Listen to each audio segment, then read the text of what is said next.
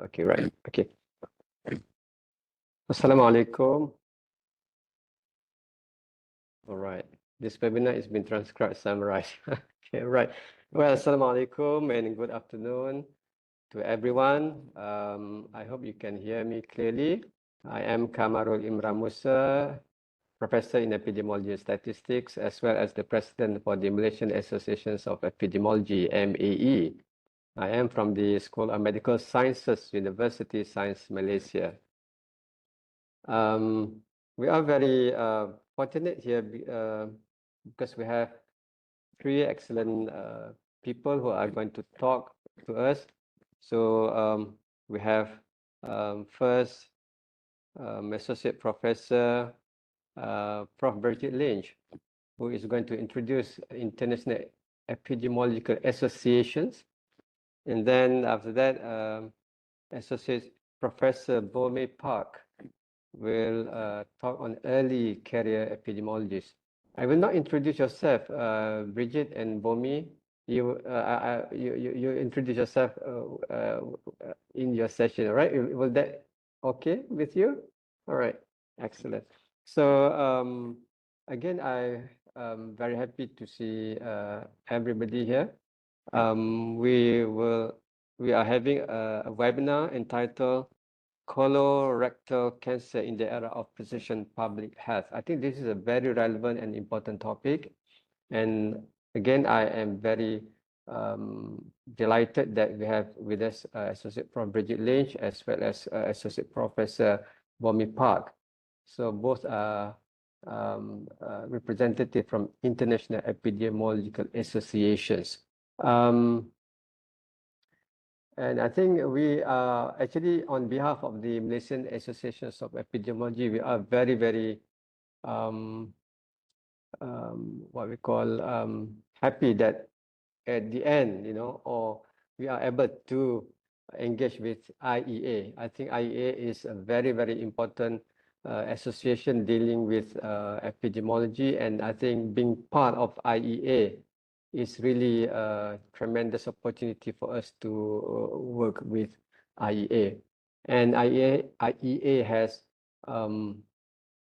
epidemiologists, well-known epidemiologists all over the world, and we hope with this collaboration between MAE and IEA that will strengthen the knowledge transfer as well as skill development for epidemiologists or future epidemiologists in Malaysia. I think that's all for the welcoming remark. I hope that everyone will enjoy the webinar today. For the first session, I would like to invite Associate Professor Birgit Lynch. She will introduce herself as well as IEA to all of us. Birgit, the floor is yours, and you can share your slide. Thank you so much. Thank you so much. Thank you for the kind invitation to be here today, Kim, to tell you a little bit about the International Epidemiological Association and the work that we are doing in the Western Pacific region. So I'm just going to find the right screen that I need to share. I think we have to make you as a presenter. So I'm going to make you as a presenter now. Oh, Bridget. okay. All right. I think you should be able to see a share button. Yes, I can see that. Brilliant. It's not bringing up my PowerPoint one though. All right, so let me. Oh, hang on. Now I've got it. Okay. It takes a little bit while. Yes. Into presentation mode. You can see that now. We can see that. I think because you are far away in Australia, No, just a it takes a long time for the internet to get. No, well, thank you again for the kind invitation. I really just wanted to introduce the International Epidemiological Association to anyone who's attending this webinar who isn't familiar with our association, and encourage you to become a member. I'm not sure of the arrangement between the Malaysian Association of Epidemiology and IEA, but I believe that there is a heavily discounted membership fee for people who are already MAE members. So I was elected as the Western Pacific Regional Councillor for the term 2024 to 2027. The terms run between each of the World Congress of Epidemiology meetings. There was a World Congress of Epidemiology meeting in Cape Town in September 2024, which is when I commenced in this role and Bomi commenced in her role. And so really for this term, our key objectives are we would like to have an annual meeting of IEA member organisation presidents to discuss activities within the region. So every member organisation, and that includes the MAE, the JEA, Japan Epi Association, the Korean Association, the Australasian, the Chinese. We have many members in the region, so this is a good chance for the presidents of the member organisations to get together and hear about what's going on in their particular organisation and discuss ways we can work together. So if you are an IEA member, you would have received the newsletters that Bomi and I have compiled this year. So our aim is to produce 4 newsletters each year for the IEA Western Pacific members. Now, part of our remit is also to host these online IEA Western Pacific Professional Development Symposia twice a year.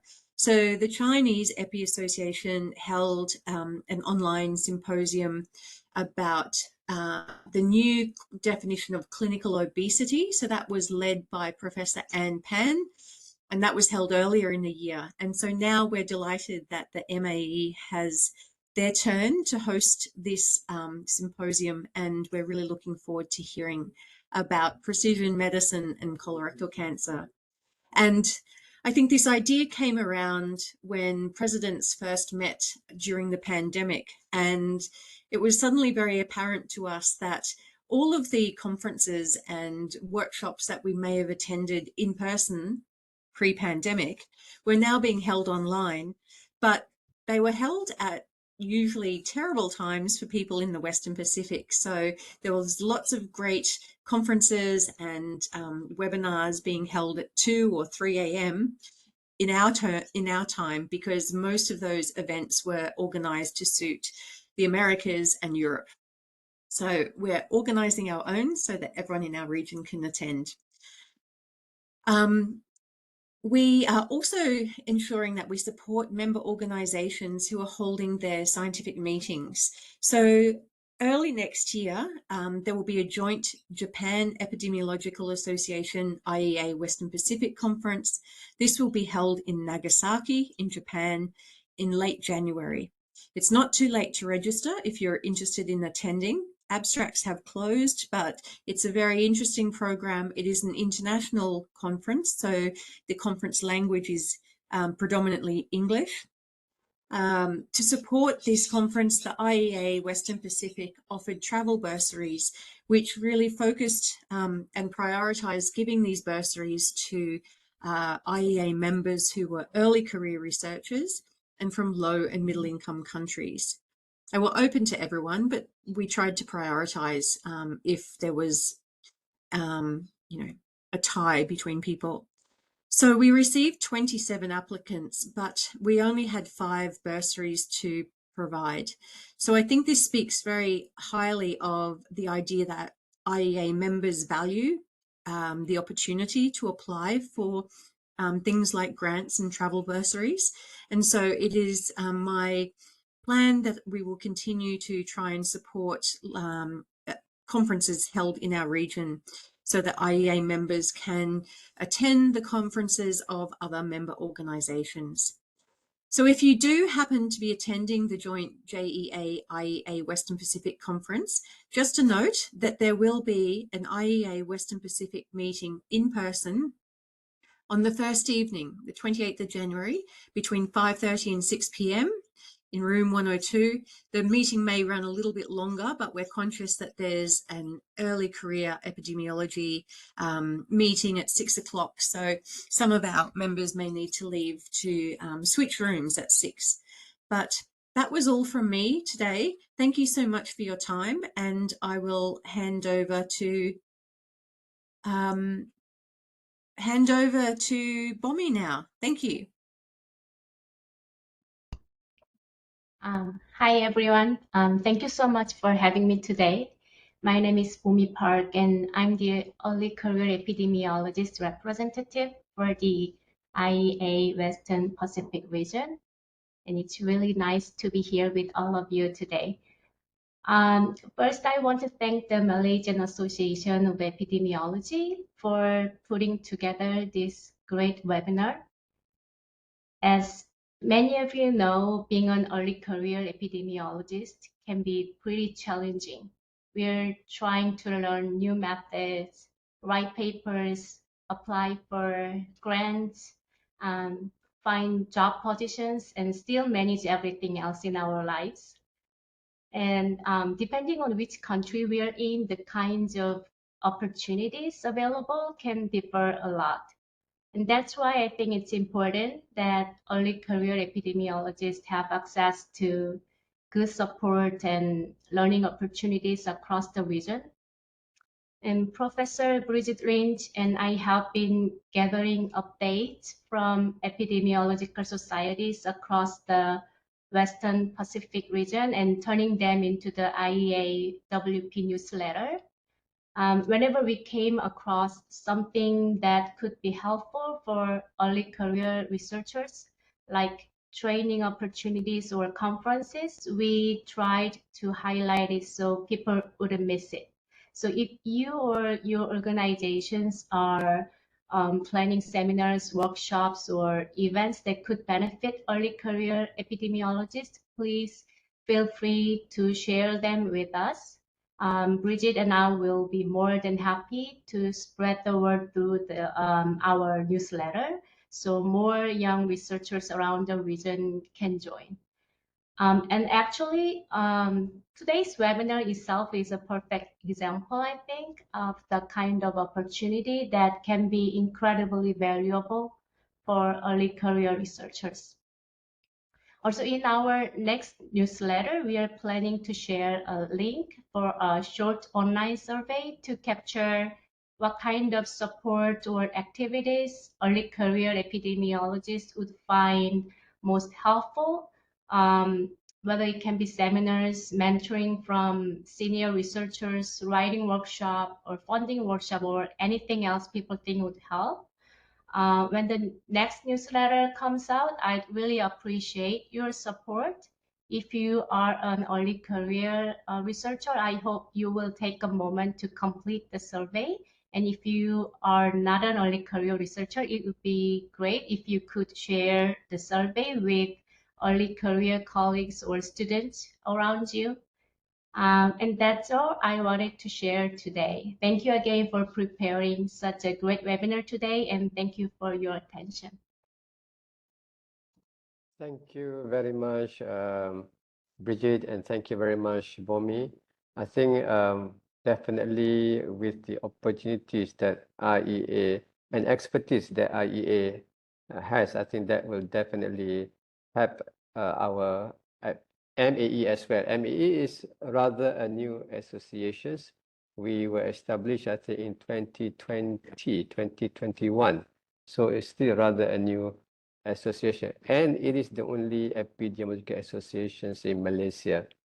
And we are working very hard now to encourage more epidemiologists and future epidemiologists to join MAE as well. So I think with collaboration with IEA, definitely there is a great point or a great what we call motivation for them to join MAE as well as IEA later on.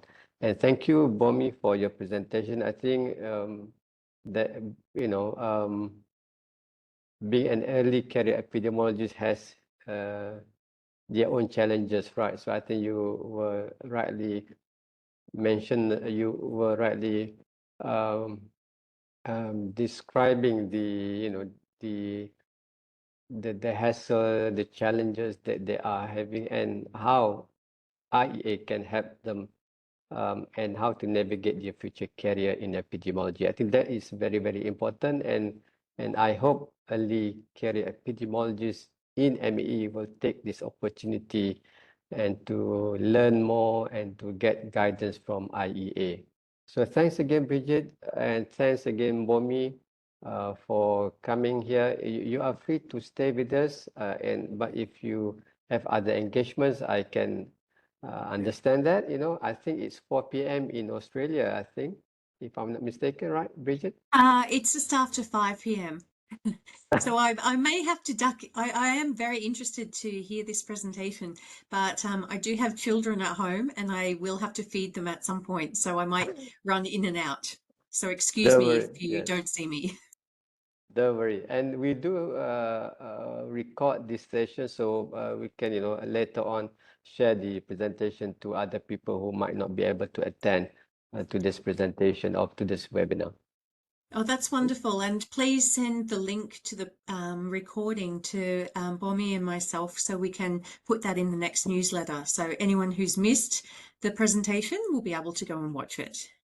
Brilliant, brilliant.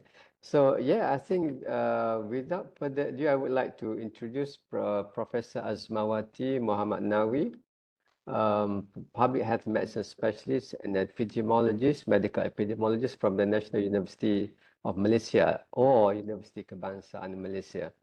So she's also my great friend, and she's been doing lots of research and supervising lots of public health students, Master of Public Health as well as Doctor of Public Health students.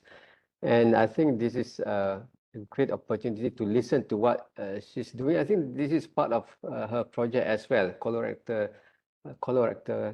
cancer. So I think with her expertise as well, her knowledge and skill in colorectal cancer, I think definitely we'll be learning new things from the presentation today. Azma, if you are ready, I'll make a presenter and you are free to start. Over to you, Azma. Okay, let me share first.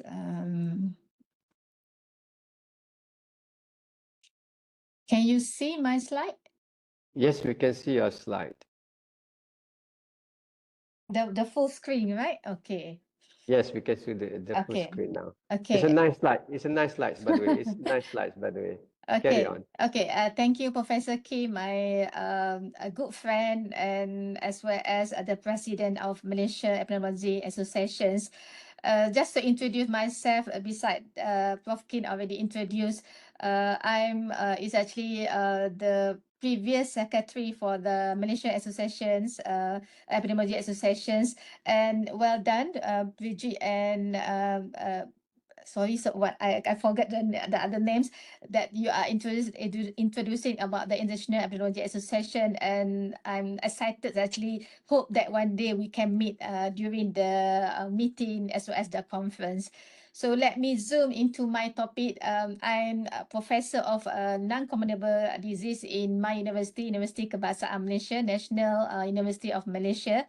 And my work is actually more focused on cancer, specifically on the colorectal cancer. And I'm the epidemiologist as well. I mean, my master is actually epidemiology and medical statistics, and my PhD is actually molecular medicine. So that's why the topic is today is actually more toward the precision public health, how we integrated the molecular together with the epidemiology. And I'm sure that when people in epidemiology talk about cancer, they are focusing on the epidemiology in view of the pattern, the trend, and so on. And when the people on the lab people, the molecular things, when they talk about cancer, it's actually they talk about the lab findings, in vivo, in vitro finding, and so on. So my task actually as the public health epidemiologist actually try to integrate it between the epidemiology in view of the pattern, trend, and so on, together with the molecular, so that at the end, actually we are able to have a great in view of precision public health, which is actually benefit to the community. So this is my presentation outline that I would like to I would like to introduce about the global burden of CRC itself for globally, Malaysia, and what is actually the problem that related to the traditional diagnostic, and we go for the paradigm shift from the traditional diagnostic to the precision public health. And one of the things that under the precision public health is actually the risk stratification model. As the epidemiology, we do a lot of prediction model, right? So this is actually the one of the examples of the precision public health in view of the colorectal cancer. And we would like to see how the precision public health towards the epidemiology application. And I will give some case example that based on my research findings.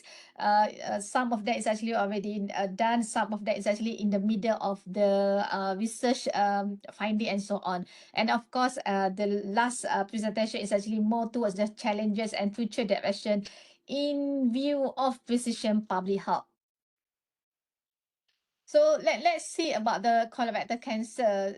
We know that the colorectal cancer itself, if we can see, it's actually from the report from the Global Can 2022, it showed that colorectal cancer is actually the third in view of the incidence as well as also the mortality. And we can see that the pattern of the incident and mortality is actually not decreasing, but it's actually increasing every year.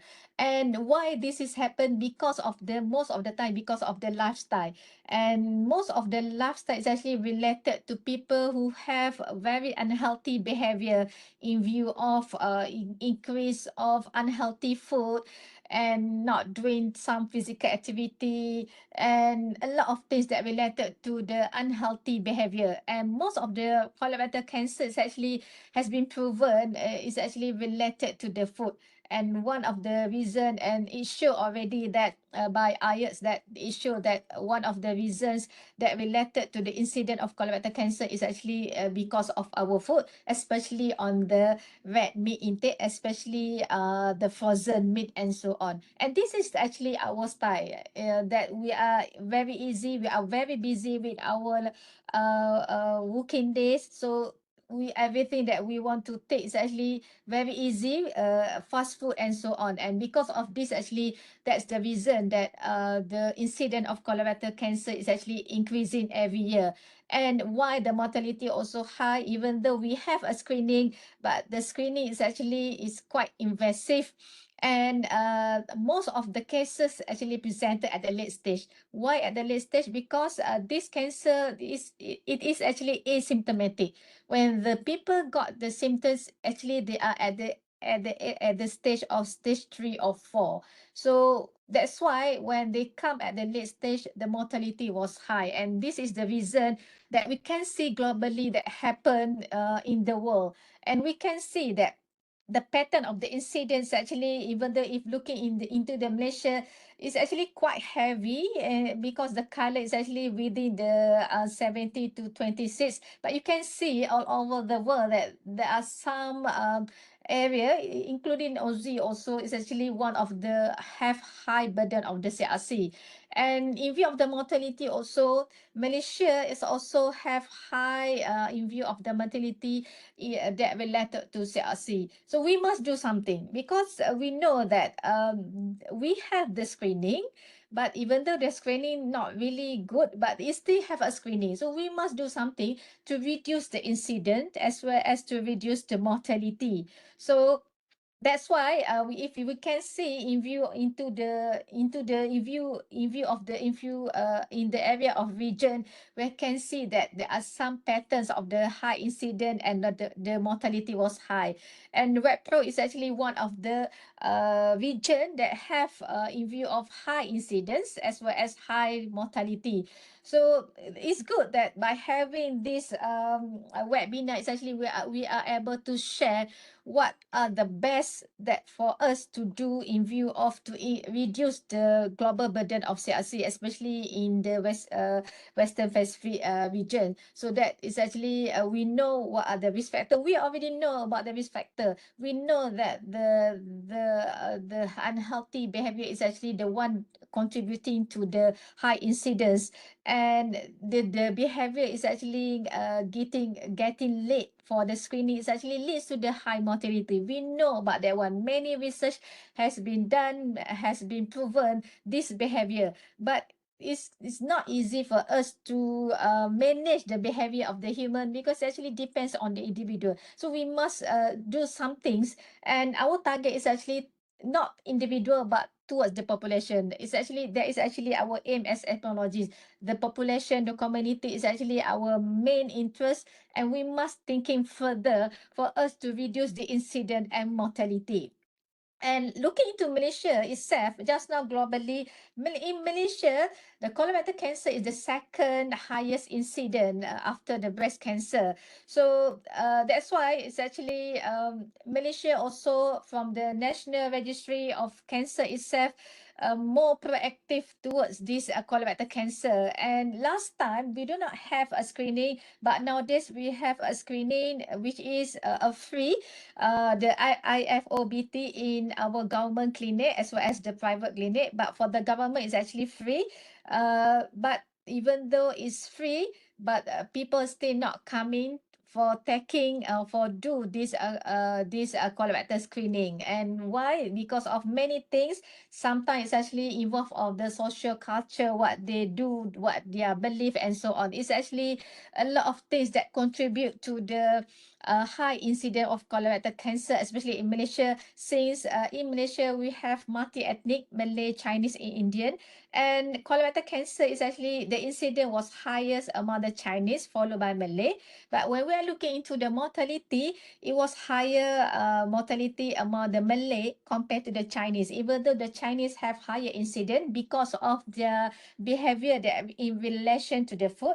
But the mortality was higher among the Malays compared to Chinese and Indian in Malaysia. And compared to male and female, for this colorectal cancer is actually the second among the male, and as well as the second among the female. And in view of the incident and mortality, we can say that it's actually the higher after the breast. Okay, so it's not like the breast. The breast actually, we already have a very solid screening, and which is not invasive.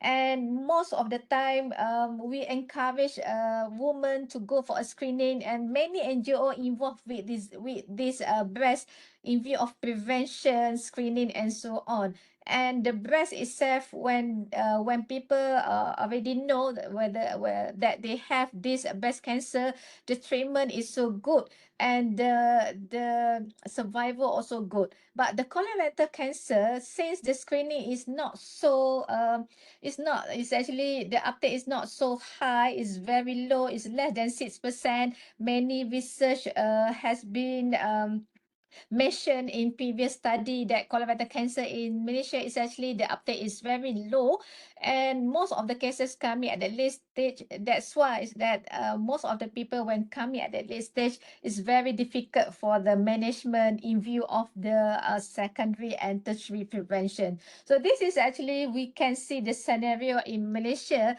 And if we compare in Malaysia itself, I did mention about the breast, colorectal, and we can see that the trend is actually for the colorectal cancer on the previous cancer registry report in 2012 until 2016 is actually 13.5. But when we do another report, in the recent one is actually increasing to 40.1 for the colorectal cancer. So even though we have all those activity, but the trend is still increasing, not so upward, but it's actually increasing every year. So this is what we must make sure, that the increasing pattern is not increasing anymore. We hope that it can be maintained or reduced. So this is our aim. And when we compare between male and female, if let's say you can say that the male is actually the first cancer among the male is actually colorectal cancer, so followed by lung cancer. Previously, before 2012, it's actually lung cancer, but nowadays 2012 until the recent data 2021 until 2025, colorectal cancer is actually the number one among the male. And we must understand that the behavior among the male, especially in Malaysia, is actually they have some sort of masculinism, means that being a man, why they need to go and check whether they have a cancer or not. It's actually totally different with the female. As well as female when they are fall sick, they basically go in hurry to seek a treatment. So that's why colorectal cancer is actually, for the female, is actually become number 2 after the breast cancer. So if we can see here, the pattern of colorectal cancer in Malaysia is actually also play a role. It's actually about the social, cultural, the ethnicity, the religious, and so on. And it's not easy, as I say, it's not easy for us to manage and do a prevention, because it involves individual, the social cultural factors among themselves. So that's why we can go further, very objective, that is actually leads to the precision public health in view of, for us to make sure that this burden that happen globally as well as in Malaysia is actually reducing. So this is actually again to show that the patterns of the age incident, right, when you are become older, everything is actually goes down, including your immunity. So that's why when you are getting older, that's why you are also getting to get all sort of any cancer, including the colorectal cancer. And we can see the patterns that this is actually general about the cancer itself. We can see that the cancer incident in Malaysia is actually increasing more than 100%. And we can see among the male is actually, last time data is actually 86.1, but increased to 107.3. Very, very jumps of the data to show that this is actually a burden to Malaysia. And when we have many people with a cancer, it's actually, it reduce the quality of life. It's also will affect the economy of the certain country and so on, as well as also for the female.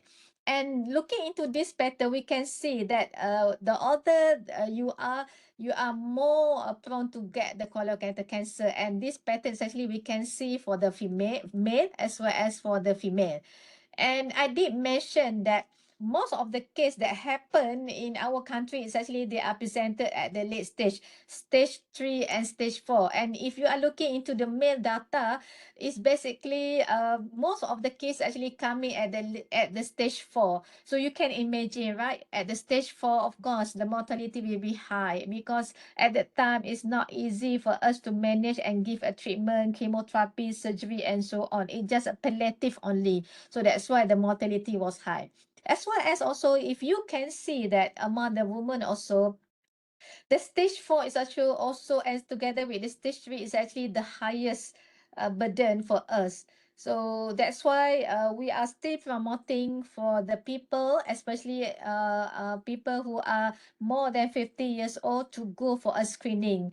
Okay, and Malaysia also have a target to achieve this screening uptake for the colorectal cancer in certain numbers, and we hope that it's not only achieve the numbers, but we hope that people who are doing the screening by having FOBT, fecal occur blood test, when they have a positive test, they should go for the colonoscopy, because that one is actually a gold standard, even though the colonoscopy is quite invasive. So most of the people, when they come for the FOBT at the government clinic, and when they found out they are positive, there is actually a reducing pattern for them to go for the colonoscopy. So that is actually our problem, because they thought that is actually some sort of cancer fatalism. Why should I know whether I have a cancer or not? I might die. So that's why one of the reason have shown that one, as well as give a low uptake for the colonoscopy beside a higher positive rate in fecal occult blood test. So that's why I'm talking about traditional diagnostic, right? It's actually the gold standard for the moment is actually colonoscopy. And we know that colonoscopy for Malaysian also, we have to pay. But for the government who have government, who are working with the government, is actually subsidized. but for the people who are not government staff, they have to pay about Malaysia ringgit 300 to 400 for the government clinic, but for the private clinic it's actually more than 1,000 plus. So it's quite high cost, and of course it's invasive. Imagine you yourself doing this colonoscopy, you also is actually thinking further, right, for you to go or not to go, because it's actually quite invasive. And they are, even though the side effect is not so high, but there is still a side effect in view of bleeding and so on. And for Malaysia, the government hospital with the colonoscopy is actually not all hospital have this access. So unequal access, because sometimes in people who stay at the rural area, basically they have to come to the hospital who provide this service of the colonoscopy, because we do not have enough of this instrument for each of the hospital. So this actually leads to unequal access. So it's good when we have this colonoscopy, because it is a gold standard, but because of the invasive, high cost, unequal access, that give a limitation for this instrument. So that's why we have fecal occult blood test, whether IFOBT or GFOBT. But the things that related to FOBT, that is actually they might have high false positive rate. Sometimes people coming with a positive of FOBT, but when they go for the colonoscopy, it's actually negative. They did not have this any mass found during the colonoscopy and so on. And because it's very sensitive, when they detect sometimes hemorrhoid, right?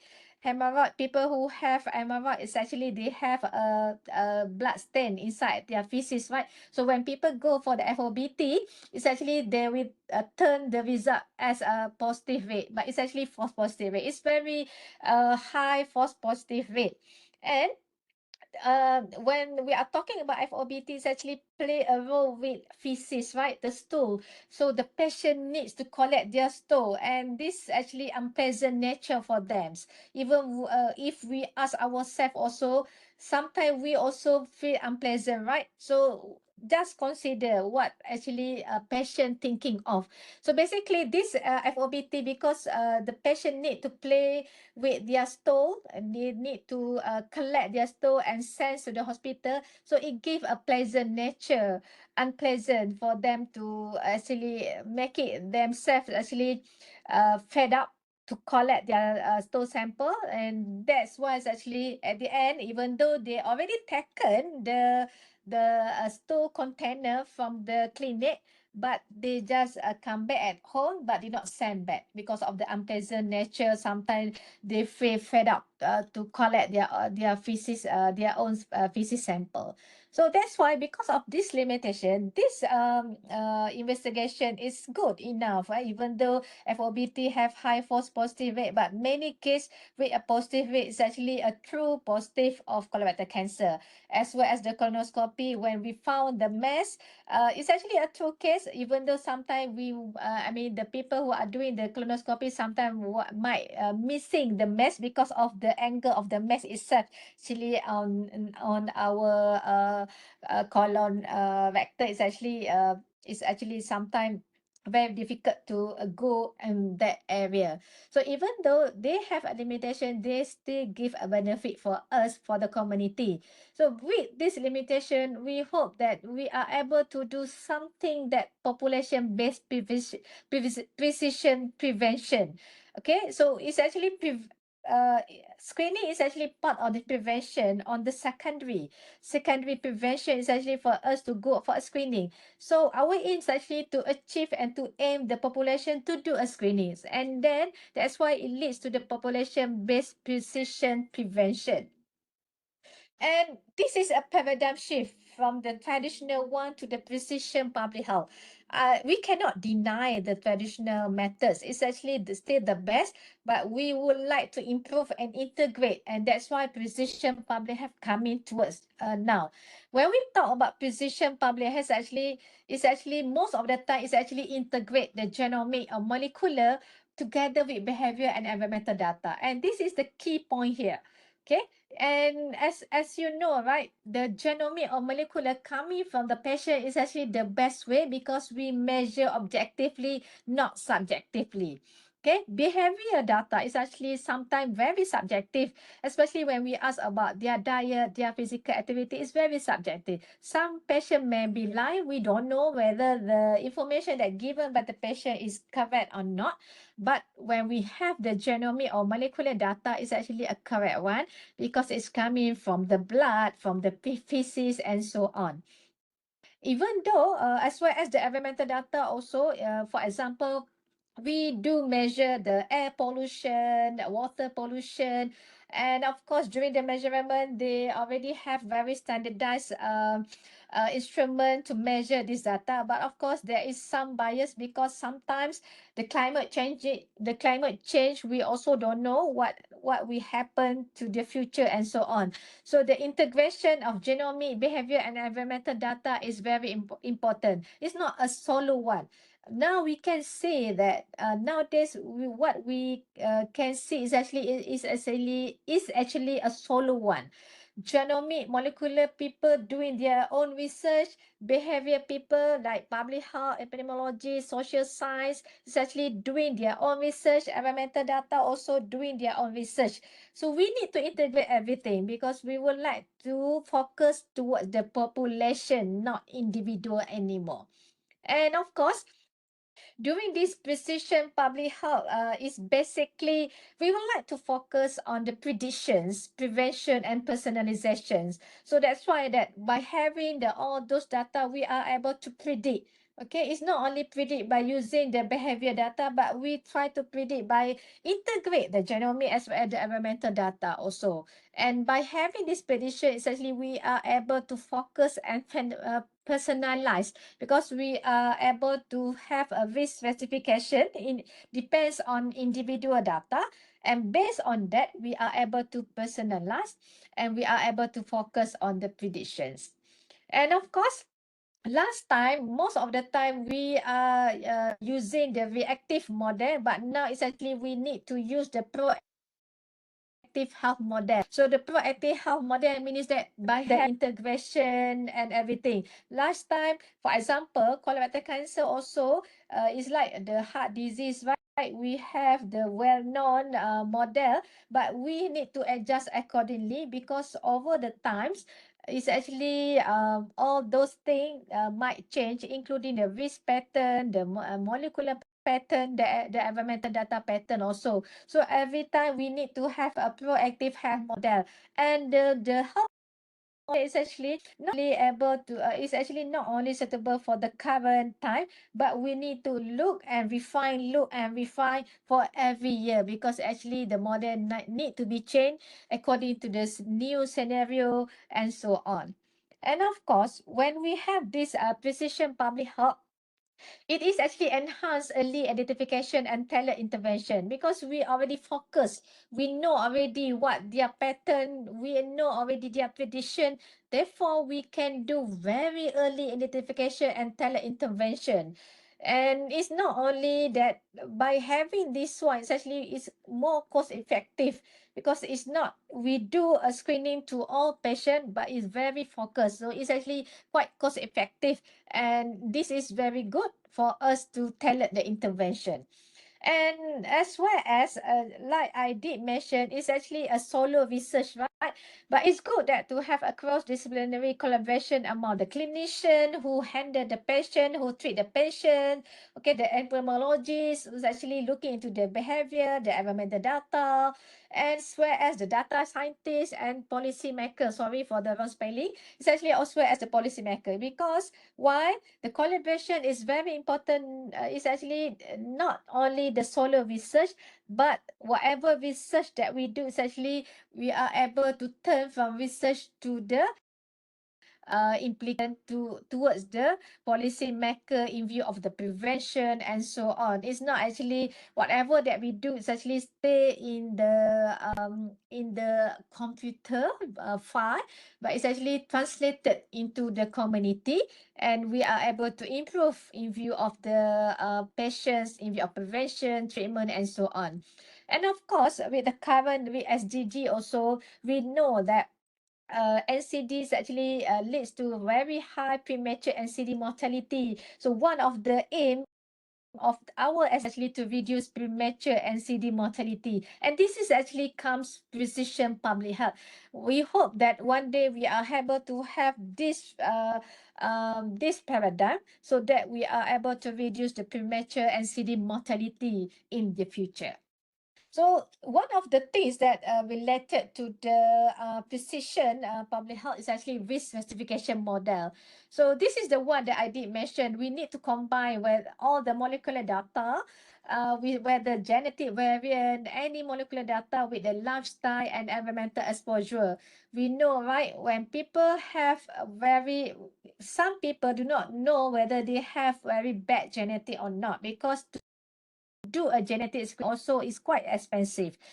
Okay, but if let's say you have a very bad genetic and you also not having a good lifestyle, you're not unhealthy, you are not practicing healthy lifestyle, together with that is actually it can enhance and double the risk for you to get the colorectal cancer. So this is very important. It's not only about the molecular data, genetic variants, about the lifestyle, but it's also together with the environment exposure. We know, right, when people exposed to the good environment exposure, for example, when you stay at the area that have a good access to the gym, to the physical activity area, and you have access that all the place that sell a good food, very healthy, therefore that one will affect your behavior towards a healthy one. So it's actually very important, combine the molecular variants, the lifestyle, as well as the environment exposure. And by having this one, it's good that to have a polygenic risk score. And most of the polygenic risk score is actually they are combined the genetic variants. Some, if you are looking into the previous study, most of the time they are doing the polygenic risk score based on the genetic only. So it's good that the polygenic risk score is actually trying to combine not only with the molecular data, the genetic, proteomic, metabolomic, as well as the lifestyle and environmental exposure. So this is actually still lacking, and the integration is very important for us to have a very early detection and prevention. And of course, when we have all those things, it's actually tailored for us to do a screening, because we know the best interval, because we know that the colorectal cancer that for Malaysia is actually about 2 to 3 years for them to repeat the FOBT if they have positive, or if let's say they have a positive colonoscopy, basically they need to go to the hospital, and depends on the hospital, is basically between 6 to 2 years for them to repeat again the colonoscopy. So that one is very important, because we are able to tailor screening interval based on the population individual risk level, because some people may have very low risk, therefore the screening is actually not need to be as frequent as the people who have high or medium risk. So that's why it's very important for us to have risk stratification model which fall under the precision public health.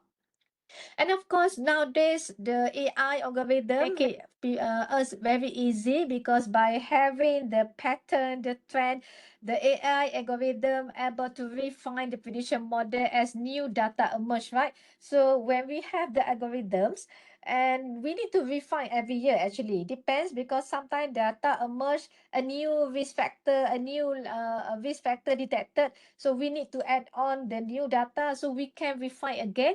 But by having the AI, it's actually very easy, because we are able to add on and we can refine and improve our prediction of risk specific module by over time. And of course, by having this risk stratification model also is enable efficient use of healthcare resource and improve cost effectiveness. Like I mentioned just now, it's not for us to do for everyone. It actually depends on their risk. If they have high or medium risk, we should focus them first, and the low is actually maybe 2 or 3 years later. So essentially we are able to plan in at the beginning how we want to planning for the healthcare resource, and of course the financial that given to Ministry of Health. For examples, we are able to plan, okay, this money first for this screening for the high people first, because they are very high to get a chances to get this colorectal cancer and so on. And this is very important, because when we are looking into the data, it's not to see at the current scenario only, but as epidemiologists, right, we need to see further and forecast further, because prevention and control activity is important, but we need to consider also our resource as well as the financial cost. So this is actually one of the methods that by having the stratification model, we are able to more efficient in using the human resource as well as the cost, the financial resource.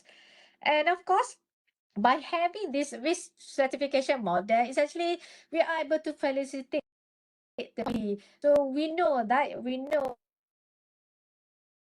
risk, so you need go 6 months later to repeat the investigation and so on. It's actually facilitate community by planning, by identifying the high risk, especially in the area of cluster. So when we do a mapping and we can see the cluster, and we know that even for the colorectal cancer, when I do a research regarding the colorectal cancer cluster, we can see that the colorectal cancer cluster is actually happen at urban area, especially in Kuala Lumpur, Penang, because they have because when they are the area is urban, all the food is actually more towards the fast food.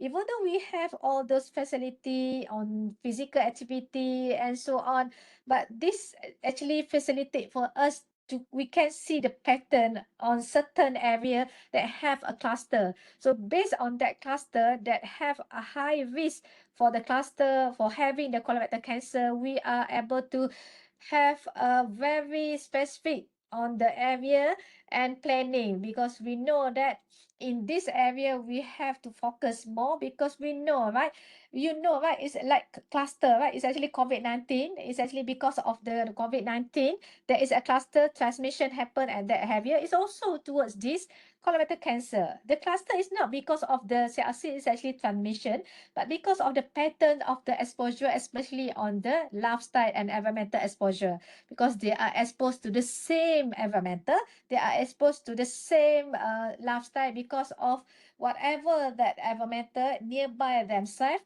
If they are in the area have a good facility, but they themselves also have a very bad in view of the unhealthy healthy lifestyle, also it's actually not parallel. It should be parallel. We have the environmental exposure which is good, but the lifestyle also tally with the good of environmental exposure, so that we are able to have a good in view of prevention. So by having this risk stratification model also, we are also can see the pattern of cluster, so that we can do further, and means that when we detect the cluster, we can give this model, and each of the individual can fit in the algorithm, the predictions, so that we can see their pattern, whether they have a low, medium, or high risk in view of the risk toward the colorectal cancer. And of course, so many things that we can do by having this precision public health in view of the colorectal cancer. And of course, like I did mention, GIS mapping, we do GIS mapping and we are able to identify the CRC cluster. And we do identify that one is actually on the urban area, Kuala Lumpur, Penang. And we are able to justify why this cluster happened. And we need to focus further to improve on the prevention towards the community at the cluster area. And by having this precisions, it's actually a predictive analytical. It's actually we are able to forecast the incident trend so that all the resource source, finance also can be tally with what are the patient in view of the incident trend. And of course, one of that is actually pharmacogenomic also.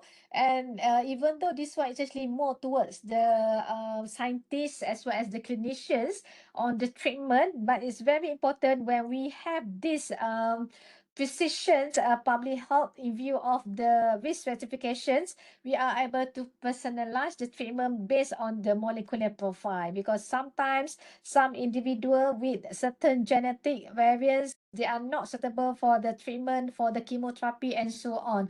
And this is very important also, we can use in the pharmacogenomic. What else we can use when we have this time is actually real-time surveillance system. So this is the one that we would like to see. Most of data that we have, even in Ministry of Health, actually looking into infectious disease, not really into non-communicable disease. And this is actually also, we should think further that even though infectious disease, very important for us to measure real-time surveillance system, but non-communicable disease also is very important, especially in cancer because of the high incidence and mortality. And by having this real-time surveillance system, we are able to have immediate detection of abnormal incident spike that happen in certain area and so on. And nowadays in Malaysia, we still have, but it's not real time. It's actually manual on this surveillance system. And of course, what we can do is actually molecular, we can link all the genetic variation with the population level risk trend, like I did mention before. And of course, it's good that not only real-time surveillance system, but it's good that by having this one, we are able to integrate the data resolution tool, so that when we have a dashboard, the policymaker can see straight away, and they can see that the very important of this burden, especially for the colorectal country or even as a global. So me go in the give some example what I did. And basically my interest on the molecular is actually not at genetic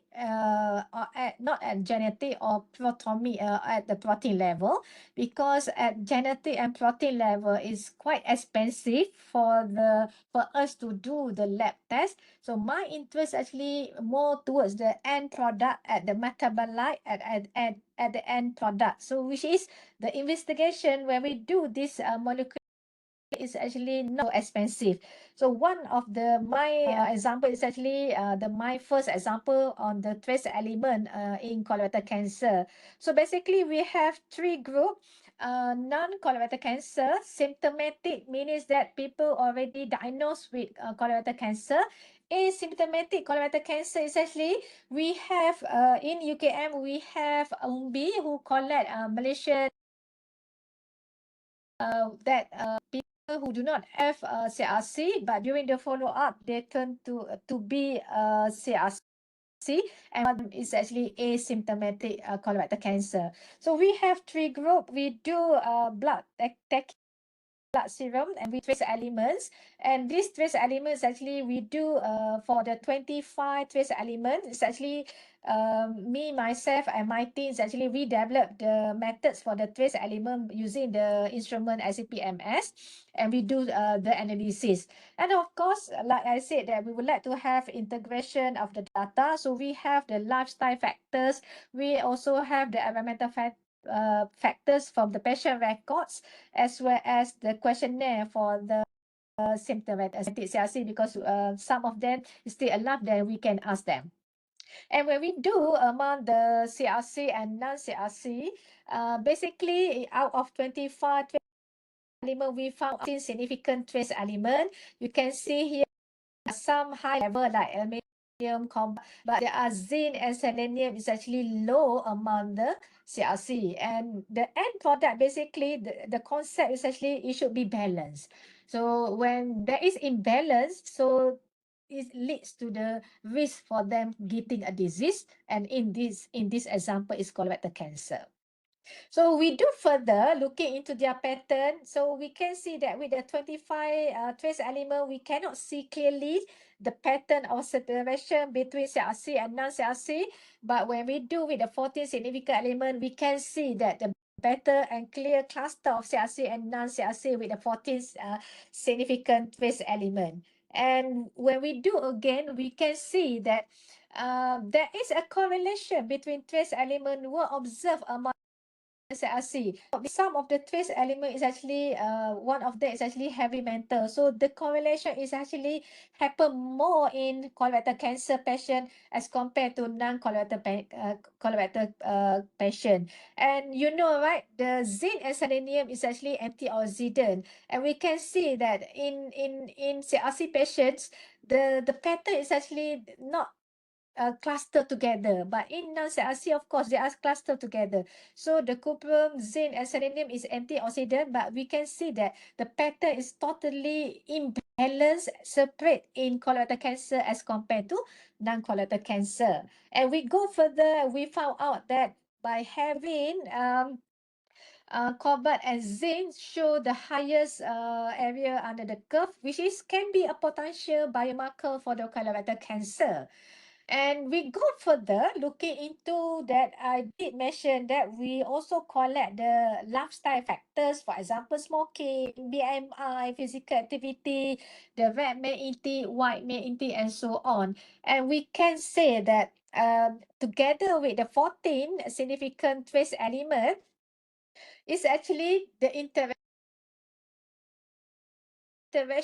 between trace element and the red meat intake is actually contribute to the higher risk of colorectal cancer due to the interaction with the trace element. So the IEA actually proven and said that the red meat intake, especially the frozen whites, actually have one of the causation towards the cancer, especially the colorectal cancer. And my study has actually proven that with the trace element imbalance together with the red meat intake, which is unhealthy one by the patient, is actually double for them of getting the colorectal cancer. And we would like to see further what is my risk stratification model by using different algorithms, and we found out that this is actually the 14 significant trace element together with the environmental risk factor, which is significant, and we found out that the accuracy is very good. When we combine together, that we are able to predict whether they have CRC or not CRC. But in our data also, we would like to predict in the early one, meaning that the asymptomatic CRC, means that they have a CRC, but because at that time they're not presented with any symptoms, because you know, right, CRC, they presented at very late. So that's why we use the cohort data, and we would like to re-establish the prediction model by inclusion of the asymptomatic CRC. And with this data, we found out that based on this data, even though we have three, the trace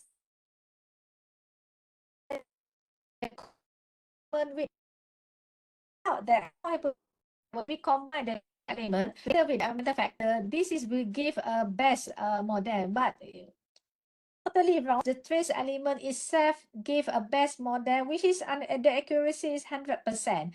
Okay, and show that by the trace element alone able to predict. And but of course we have scientific evidence, right? So this is part of the scientific evidence. Combine the environmental factors, it shows that the trace element itself also give a good prediction model. So that one is actually the second case. The second case actually we would like to see do some vitamin like vitamin A, D, and E able to predict colorectal cancer. So this is actually a project under my friend Dr. Siok Fong from B.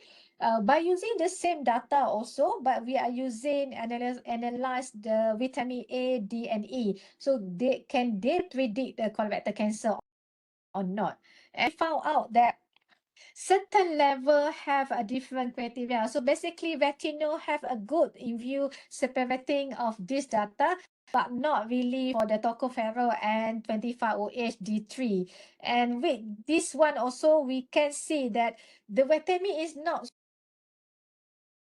compared just now for us to separate whether they have CRC or even asymptomatic CRC. So my case, my third case examples, I would like to see what about if we analyze the metabolomic and CRC. So we collect the data and meaning the environmental data, the lifestyle data from as well as the blood sample from the colorectal cancer, the healthy control as well as the polyp, because we know, right? The polyp precursor for them to go for the colorectal cancer. And we do metabolomic and found out that 28 endogenous significant 28 which actually able to separate then, which this is the list of the metabolite for the CRC as well as control, and this is the list to separate between CRC and when we found out that we do further analysis on the sensitivity and specificity, and we are looking into the positive predictive value and negative predictive value. Incidence of CRC is 10.5 and 2.6. Based on previous literature, we found out that patient with colorectal cancer as well as with the control is actually the best one to predict with high sensitivity and specificity. And this is good enough, right? This is good enough because this is very important for us to detect which one who have risk for the CRC and which one who do not have for the CRC. So this is the one that we go further and we do analyze between different groups.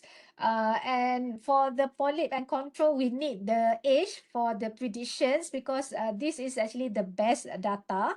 And for the CRC and control, it's actually we only need to have metabolomic data enough. No need to have age factor, gender factor, diet factor, and so on, which means that metabolic data only enough to predict CRC, to detect the risk for CRC as well as non-CRC. And for the CRC and polyp also, we only need to have metabolite data only enough to predict, to differentiate between CRC and polyps. So this is just to show to you that the three examples just now to show to you that some data we need lifestyle factor, but some data we are able to rely on the molecular data. And in my example, it's actually trace element, vitamin not so well, but metabolic also is actually one of the indicator. And most recent study now, they are zooming into looking into metabolite. And it's good that to further research, as my research just now on the metabolite is actually, it's just a pilot study, very small scale study, and the sample size is actually less than 100 because of the time limitation. But we would like, we in the process extending my research to confirm and validate further about the metabolomic as well as the trace element, because it show a very positive findings. So with that three case example just now, there are many challenges and future direction that we can go further so that we are able to use this precision public health in view of the colorectal cancer.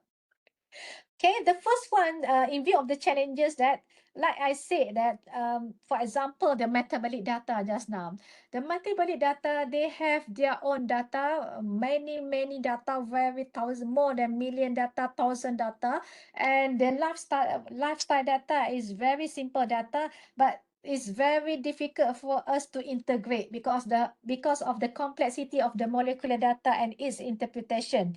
So this is actually one of my challenges when I would like to combine the lifestyle data together with molecular data, but we manage to integrate. But of course, some of that data is become unable to use because of the complexity of the molecular data. And of course, some of the things actually, for example, the technology itself, also we still have a limitation with the current technology and methodology. It's not a well-established methodology of the integration of the molecular and the lifestyle data, behavior data. But it's actually, we hope that one day we are able to produce, and many research is actually also able to have this very clear methodology into these challenges. And of course, in view of reproducibility and validation of research finding, sometimes to get the sample is not so easy, involve human, right? And involve the blood, feces, and so on, as well as the cost. So we are trying to validate further, even though this is part of the challenges. And of course, the ethical and legal question. If let's say we found very positive, but is it easy for us to prioritize the information in view of the ethicals? Sometimes it's easy for us to get the informed consent because our actually is not yet to say something. It's very difficult in view of informed consent, as well as our dilemma in cell screening and intervention. Is still a new one. We need to go further for us to make sure able to use this all the information that related to molecular as well as behavior, exposure, and so on for further screening and intervention. Number 3, the data integration and management is very it's not easy to handle the molecular data because they have very large volumes, and sometimes we need to make sure that the data accuracy and availability. And even though we do the risk prediction model and as well as using the AI, we need to check the model because sometimes the model is not made correct, and some they as compared to the data. So improve every time and so on. Of course, the cost and resource constraint is actually the main here for us to do molecular research. Involve is actually compared to trace element and vitamin, but it's good to explore even though without funding. Hope we have a it further, and this give meet this disparity that access to molecular element because the instrument also we also have very high transition of the technical and instrument if do very good result and so on. So we must follow the trend. We must follow over the time. What is the future direction? I think this is my last slide. Of course, the number one, advancement in technology. We have epidemiologists, we have our own data, especially on behavior and so on. But we hope able to advance in the technology and integrate with the molecular data to this good and in shift paradigm of resolve. And we future direction is not all anymore, but interdisciplinary lead the ability their own they should also collaborate with the data scientists, with the environmental health, with the clinician, and so on. So that at the end, whatever product or prediction that we got is actually benefit population and community. And of course, number 3, we hope that by having all those precision public health in view of the colorectal cancer, especially stratification model, actually leads to personalized public health strategy. So it's not for us to everyone, but we very focused and individual who have a high and medium risk as COVID. So this is because not only to plan, but we are able to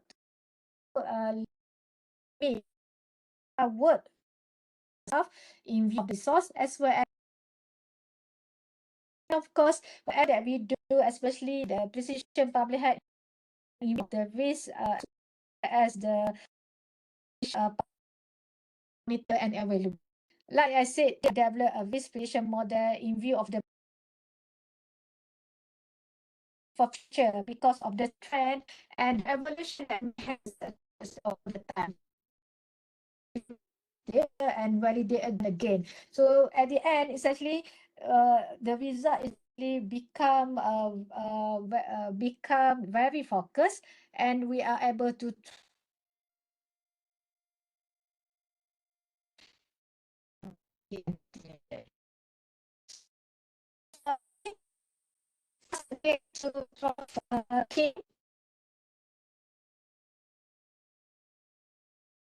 Right. Thank you very much, Prof. Azmawati, for the excellent presentation. Obviously, if you have questions, please write in the chat box. But some of the points that I gather from Azma's presentations is, number one, colorectal cancer is becoming more and more important in Malaysia. I think this is not only in Malaysia, I think it is also true globally.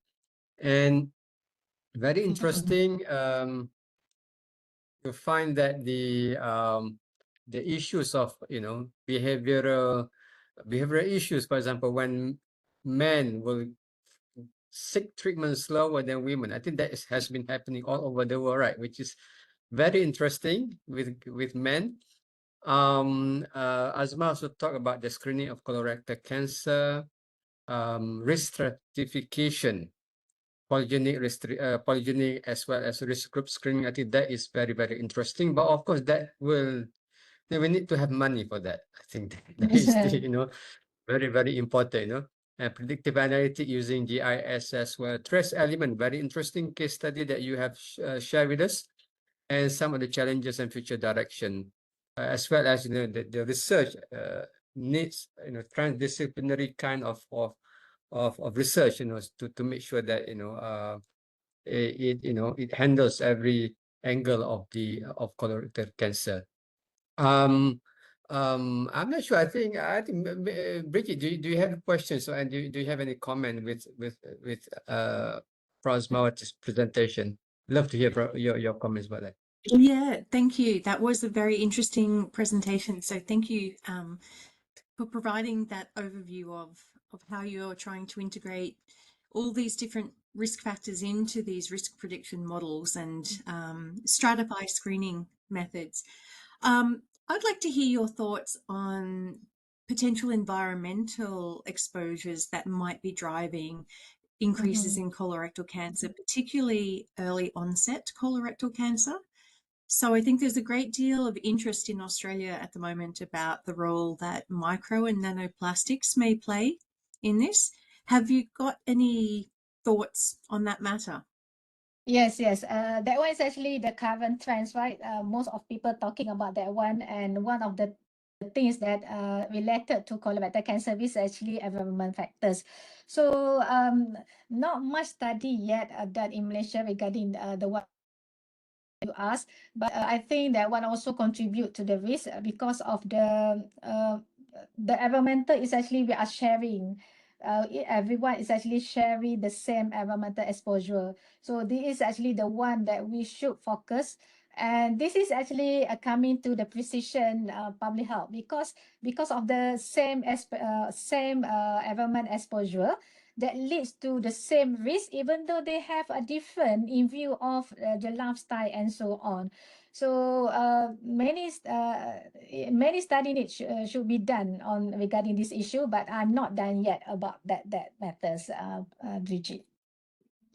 Yeah, thank you. I just would like to add, I think a lot of these microplastics do enter our body through our food system. And so there's some suggestion, and as you suggest, as you say, there has not been sufficient evidence yet generated in human studies, but that ultra-processed foods, you know, heavily packaged foods that are processed in factories might contribute more of these contaminants to our diet than people who are eating, you know, fresh produce. Yeah, that was one of the reason I'm interested to do trace element, right?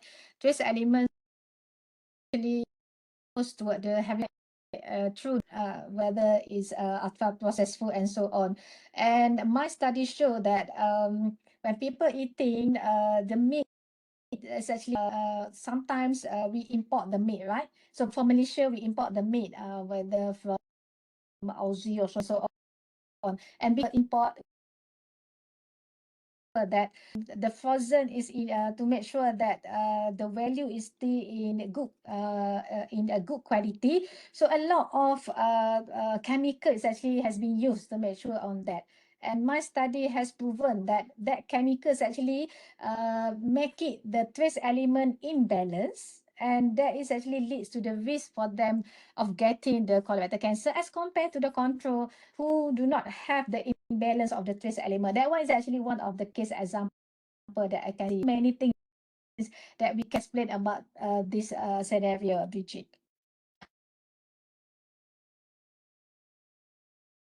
Yeah, great. There is one question. So I think this will also something that I think Bridget can also provide her opinion with. The question from Sharifah, and she asked whether future research will need collaboration with non-communicable disease divisions from Ministry of Health. I think Ministry of Health is very important organizations or a government agency when it comes to implementations of policies. So in this case, policy related to colorectal cancer. So I think Sharifah's question would be, do you think that NCD division is important for your research or research with the university when it comes to policy making and implementation? Yes. The collaboration with the NCD division, MOH is actually the best one. But of course, when we want to say some things to the MOH, it's good that we have done a thorough research and we validate further. So that's why that sometimes we cannot connect straight away with all those things that we done is actually not still in the process of confirming yet. It's still in the process. We still need to validate. But when we have further validation, which is not within short terms, okay, because the validation is actually running every year, every day.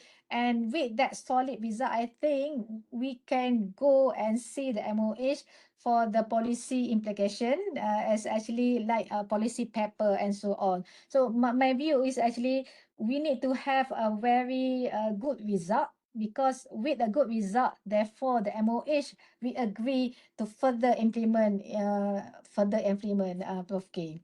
Maybe you can give also your opinion as a president. Well, I would love to. I mean, we have Bridget here and Bomi here. I'm not sure if Bomi is still with us, but Bridget, if you want to, say something when it comes to collaboration between research as well as MOH, Ministry of Health, in terms of translating the research to policy. What would be aspiration? I think you are in cancer epidemiology at Victoria, right? So I think you are in good position as well to give your insight. Bridget? Yeah, thank you, Kim. I can't obviously speak to the situation in Malaysia, but yes, I think based on my experience in Australia, the epidemiological evidence has to be very robust. So there needs to be very clear evidence. And this takes time. And that's the unfortunate part about the job we have. It's not something that we can do one study on and then transform the health system. It needs to be verified. It needs to be replicated. And we need to be able to demonstrate this in large samples. We also need to think about the behavioral science elements of how these precision screening tools would be rolled out. It's not just about, I mean, as epidemiologists, we focus on those risk factors and prediction, but we also have to understand how humans will respond when they're presented with these opportunities for screening and precision screening in particular. Right. Yeah. I've been doing research for many years, maybe as long as Azma has been doing research as well. So there has been, I mean, there's always a challenge to what we call bring the findings to the next agency who will translate that into implementations and policy wise. So, but I guess that is something that, you know, everybody has to work on, whether you are in academia or in research, or whether you are in the service providing agency or whatnot. I don't have the answer for that, but I wish that, you know, there will be stronger and more frequent collaboration between the university, academia, as well as the Ministry of Health in Malaysia specifically. But I see that is not just an issue in Malaysia. I think it happens in many countries as well. I'm not sure, Bridget, if you want to add anything else to that. I certainly value your opinion. No, I don't, but thank you. I wonder if there's any more questions from the audience. Yes. If you have any more questions, feel free to write in the chat box. I'm not sure if Bomi is still with us. If she wants to, you know, give her insight about colorectal cancer in South Korea, that would be very interesting as well. But it's fine. Don't worry. Yeah, I'm here. I'm still here. Yes, Bomi, yes. Love to hear your feedback. In Korea, we have an organized screening in terms of colorectal cancer, because colorectal cancer's burden is also very high in Korea. We are providing FOBT to every person over 50 years old, but we are also thinking about, actually we conducted a pilot study to provide colonoscopy to people, and the results was actually good. The benefit was bigger than the harm. So we are thinking about transitioning the organized screening from FOBT to colonoscopy, but we have to set a lot of regulations around this in terms of clinic setting and the qualification of the doctors and so on. It's very complex, so I don't know how long it will take from now on, but we are on the progress of it. And I wanted to comment that as I listened to your presentation, it is very challenging to consider lifestyle factors and metabolomic profiles and other contextual determinants together.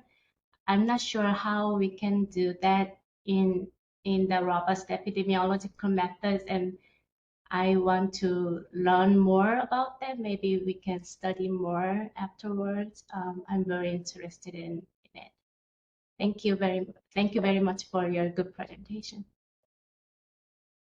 Thank you very much. So yeah, that's very interesting. Transitioning from testing the stool to doing colonoscopy as a screening screening tool. I mean, that obviously needs a lot of money, a lot of expertise as well. So I can really understand, you know, if you suggest that in Malaysia, that would be, you know, something that is, you know, very interesting to get response from that suggestion if you know, if you offer that kind of services as well in Malaysia. Yeah, I don't see any more questions. I think you know, we are almost at the end of the webinar today. I really appreciate Bridget and Bomi from International Epidemiological Associations. Again, I will encourage everyone who are not yet the members for the IEA to join IEA as member. And good news that we got discount, huge discount to join IEA if you are a Malaysian Association Epidemiology member as well. So thank you IEA for, you know, really kind and give us discount to be a member for IEA. I love to see a lot more collaboration with IEA. Definitely love to see that. And Azma, thank you for your wonderful presentations. I think I have learned many new things today.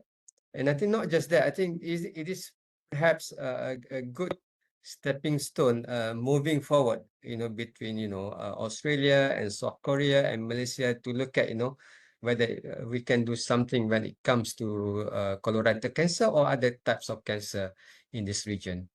And to all participants, thank you for joining us today.